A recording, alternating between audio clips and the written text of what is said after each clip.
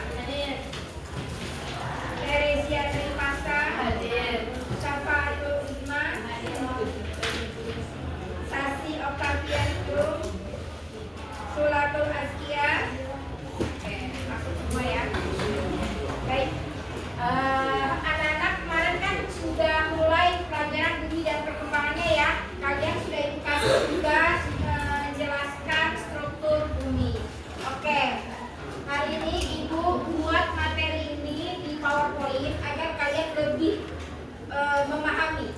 Nanti kita lihat perbedaan kemarin kita belajar tanpa PowerPoint dengan hari ini kita belajar menggunakan media pembelajaran yaitu PowerPoint. Oke, kita lanjut ya. Nah, kemarin kita sudah pelajari tentang, silakan dibuka bukunya, halaman 58.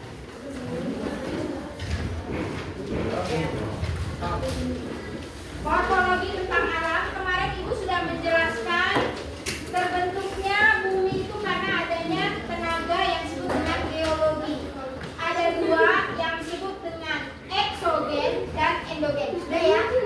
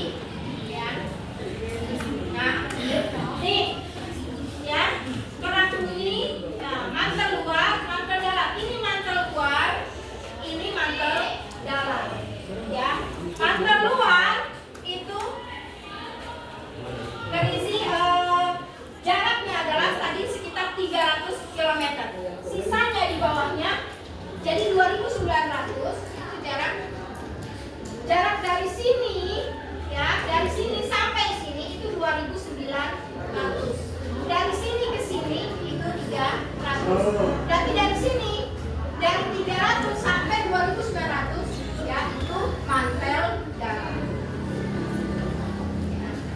Nah, perpaduan antara kerak bumi dengan mantel itu akan membentuk litosfer. Apa sih litosfer?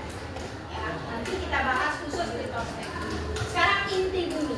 Nah, inti bumi tadi ada dua. Apa saja inti bumi? Inti luar dengan inti dalam. Inti luar, nih ya, satu-satunya lapisan yang berisi cairan padat. Kenapa sih dia bentuknya cairan? Karena dia sifatnya plastis. Tahu nggak plastis? Suka main selem nggak? Nah, selem itu bisa ditarik dulu tapi nggak putus, ya kan? Nah, itulah yang namanya plastis. Jadi cairannya ini pekat, saking pekatnya tapi dia bisa melar, tapi dia nggak putus, ya. Nah, ini inti luar. Sedangkan inti dalam dia sama kayak gini, tapi karena saking tingginya suhunya itu mencapai 7000 derajat Celcius. Jadi kayak gini nih kalau 7000 derajat. Masak air mendidih berapa derajat? 100 derajat. Nah, ketika kamu masak air, ya, terus tingginya 100 derajat. Nah, kalau kamu masak sampai jadi areng, itu suhunya berarti berapa? Lebih dari 100. Nah, contoh, ibu pernah membuat salah satu penelitian produk mie, ya. Kenapa sih anak-anak suka makan mie? Siapa yang suka makan mie? Masuk ibu. Ibu adalah pecinta noodle, pecinta mie terbesar, ya. Nah, mie itu ternyata ada penelitian kalau mie itu dapat menyebabkan penyakit pada saluran pencernaan. Nah, maka diteliti, ya. Salah satunya adalah membuktikan apakah mie mengandung kadar abu yang tinggi, maka mie itu dimasak di suhu tabur. Suhu tabur itu berapa? 600 derajat Celcius. Sedangkan inti dalam tadi suhunya berapa? 7000 derajat. Bayangkan apa yang terjadi. Suhu 600 derajat Celcius langsung tutup, langsung gosong. Berarti kalau 7000 gimana? Wow, itu berarti panasnya luar biasa. Nah, maka kita bisa bayangkan di dalam bumi itu panasnya seperti apa. Jadi bentuk bumi yang seperti ini dari mulai atas sampai ke bawah semakin dalam berarti semakin panas atau semakin dingin? Semakin panas. Bisa dibuktikan? Bisa. Contoh, kalau kamu pernah nggak main di pantai dikubur? Bukannya doang enggak. Nah, rasanya gimana? Panas, anget, ya kan?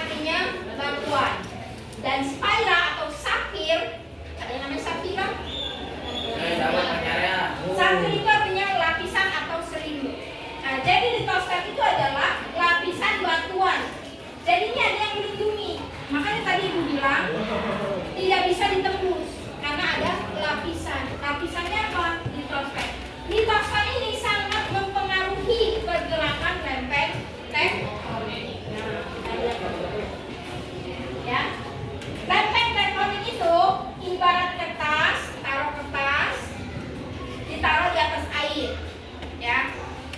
Apa yang terjadi kalau kertas ditaruh di atas air? Ya, kertasnya apa? Tenggelam, melayang, mengapung. Mengapung. Nah, lempeng itu juga kayak gitu. Diumpamakan dengan kertas, lempeng itu kayak kertas. Jadi kalau ditaruh di dalam samudra, di air semuanya, dia akan mengapung. Nah, ini mengapung. Ini semuanya adalah pulau-pulau atau lempeng-lempeng yang mengapung di air. Berarti dalamnya apa? Ini air semua. Nah, maka dia membentuk lempengan pertama. Tadinya ini nyatu nih. Tadinya bumi itu menyatu semua, daratan semua. Karena ada pengaruh litosfer, maka keluar cairan-cairan membelah. Terjadilah satu bagian. Sehingga akhirnya sampai sekarang membentuk kayak begini. Dan bentuk pulau-pulau. Ya, ini kan siapa? Nah, ini berubah nggak? Ini kan dunia kita sekarang nih. Di mana di sini Indonesia? Ya, Indonesia ada di sini. Bu, kalau misalnya ini bisa nggak berubah? Bisa aja. Apa yang berubah? Bisa patahan di sini berubah. Contoh, Sunda itu kan ada patahan. Ini berubah. Maka Sumatera bisa sendiri ke sana. Jawa bisa ke sini. Terus Kalimantan bisa pecah lagi. Semua bisa jadi pulau-pulau yang kecil. Kapan Bu bisa terjadi? Tapi prosesnya lama. Lamanya kapan? Seperti tumbuh kuku. Kuku tumbuh 1 cm itu setahun sekali. Assalamualaikum warahmatullahi wabarakatuh.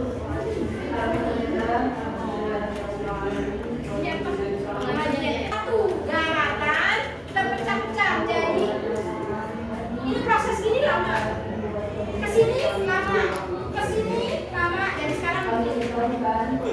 Menurut penelitian, ya, katanya bahwa malam bisawak Selat Sunda akan menghadapi ya pecah, ya, gempa tektonik 9,1 skala Richter, dan gempa itu akan mengakibatkan perubahan patahan pada seluruh dunia. Jadi mungkin ini kan Asia terbesar nih. Asia mungkin juga sebesar ini. Jadi lebih kecil, patah lagi. Contoh, bukti Asia itu besar, perjalanan darat ini bisa dimulai dari Malaysia, terus ke Thailand, Kamboja, Filipina masuk ke RRC, bisa masuk ke Cekoslovakia, Uni Soviet, di sini. Nanti bisa nyebrang Mesir, Afrika, bisa nyebrang lagi ke sini, ke benua Eropa. Habis dari Eropa masuk lagi ke benua Amerika. Bisa, dulu bisa jalan kaki, tapi sekarang tidak bisa kemana, sudah terpecah. Paham sampai sini? Nah, inilah yang disebut dengan lempeng tektonik. Nah, sekarang pergerakan lempeng. Pergerakan lempeng ini ada 3. Silakan buka di buku kamu, karena nanti Ibu akan memberikan soal. Lempeng, pergerakan lempeng ada 3. Yang pertama lihat nih. Supaya kamu memahaminya, caranya gini. Lihat. Divergen, konvergen, tabrakan. Divergen itu adalah lempeng saling menjauh. Divergen itu gini. Menjauh. Itu divergen. Kalau konvergen, ya, dia gini. Ini kan benua sama benua atau lempeng sama lempeng.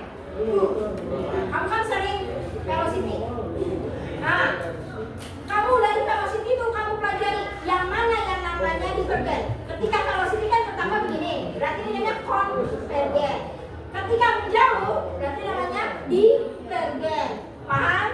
Nah, terus ketika tabrakan itu adalah ketika bertabrakan. Nah, ini bergeseran. Nah, velocity kan ada gini-gini. Iya nggak? Velocity ada yang begini-gini nggak? Nah, begini-begini itu namanya apa? Namanya sesa atau translasi.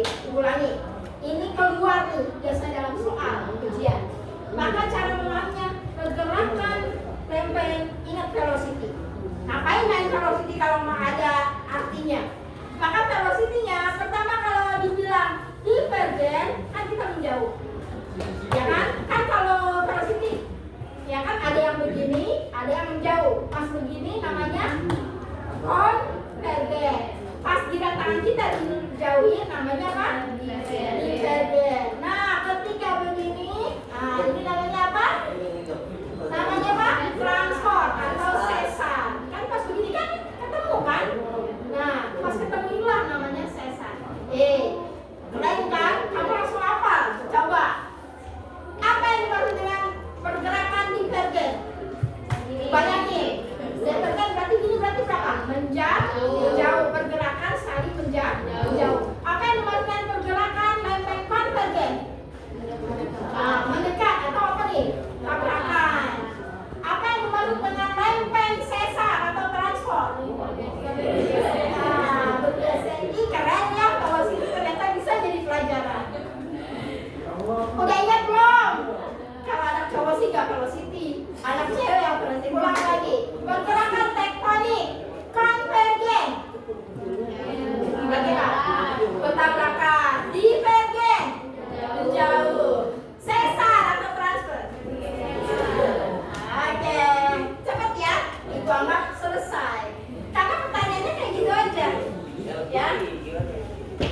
Yang cowok, saya mau dapat. Coba pergerakan divergen apa itu? Divergen apa? Saling menjauh. Kalau konvergen tabrakan. Kalau sesar atau transform kalau begini nggak ada adanya gitu ya. Oke, selesai ya. Nah, sekarang kita buktikan dari gambar. Ya. Konvergen ya tuh, ya kan tubuhkan. Divergen dari nyatu menjauh. Sedangkan si transform atau sesar ya bergesekan. Boleh begini bergesekannya, boleh begini. Ya. Paham ya? Oke. Pertanyaannya, ini ada pertanyaan. Mengapa lempeng bergerak? Lempeng bergerak karena ada siapa tadi? Litosfer. Nah, adanya konveksi mantel. Jadi pergerakan antara magma. Jadi magma kan cairan di dalam. Dia ini yang bergerak terus. Maka ketika dia menemukan celah, dia mengisi. Karena saking panasnya, maka dia membelah. Otomatis ya ada berubah. Ya, karena ada cairan magma. Sekarang gempa bumi. Gempa bumi terjadi karena tadi. Jadi tadi tuh konvergen, divergen itu penyebabnya apa? Si gempa. Tapi gempa itu ada macam-macam. Nih, ada kalau berdasarkan penyebabnya ada namanya gempa tektonik. Ini yang tadi. Konvergen, divergen, sesar. Ini gempa tektonik. Kalau vulkanik, ini gempanya dari apa? Gunung meletus. Ya. Lalu gempa runtuhan, misalnya disebabkan tanah longsor. Ada juga lagi disebabkan karena gempa berdasarkan kedalamannya. Nah, ini yang harus dihafalin. Titik pusat gempa namanya hipocentrum. Alat pengukur gempa namanya seismograf. Ingat itu, alat pengukur gempa namanya apa? Seismograf. Ya, kalau dangkal ini kedalamannya sebentar, makanya gempanya juga terasa kecil.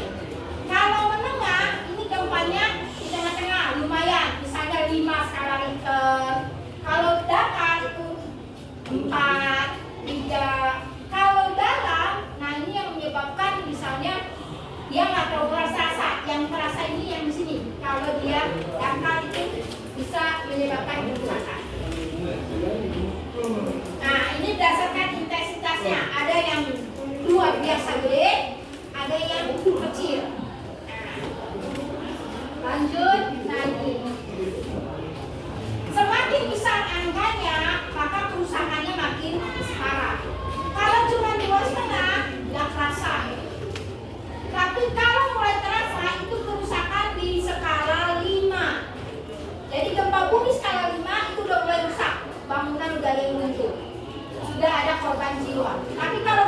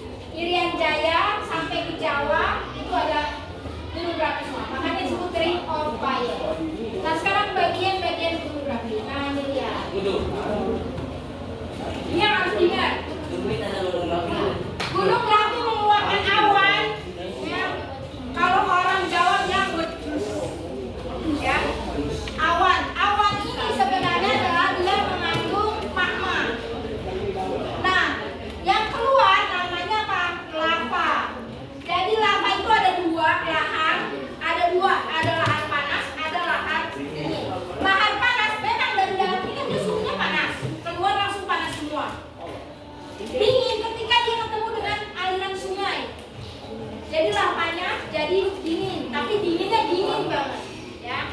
Nah ini ada wilayah mata air panas dan semburan gas. Jadi di Gunung Merapi itu ada semburan gas, ada semburan cairan. Cairan namanya apa? Lahar atau lava. Gas ini dia itu yang disebut dengan wedus, ya. Nah, sekarang manfaatnya. Manfaat Gunung Merapi buat apa? Subur. Daerah Gunung Merapi, pegunungan pasti tanaman sayur banyak yang bagus tadi, ya kan? Karena dia subur. Lalu dia juga sumber energi. Karena panas yang dihasilkan bisa menjadi sumber kita. Lalu bahan galian buat ngambil batu, buat ngambil semen, ngambil semua itu dari hasil Gunung Merapi. Terus bahan bangunan, objek wisata, betul tidak? Kamu mau ke Dieng kan nanti, itu kamu kelas 9. Dieng itu kan Gunung Merapi, tapi jadi objek wisata. Karena memang kan sudah bagus, Tangkuban Perahu, itu juga Gunung Merapi, maka jadinya objek wisata. Lalu sumber air, ya, dan kekayaan. Selesai dan terima kasih. Oke, tugas untuk kalian. Ibu kan sudah memberikan pembelajaran kemarin tanpa media pembelajaran. Dan sekarang ibu kasih tugas, silakan isi namanya dan dijawab, kumpulkan ketika tidak kalau bisa tidak kerjasama ya. Nanti terakhir tulis refleksinya. Refleksinya adalah pembelajaran kamu lebih paham apa, semakin paham dengan media apa sama aja. Lalu tolong kasih komentar ya.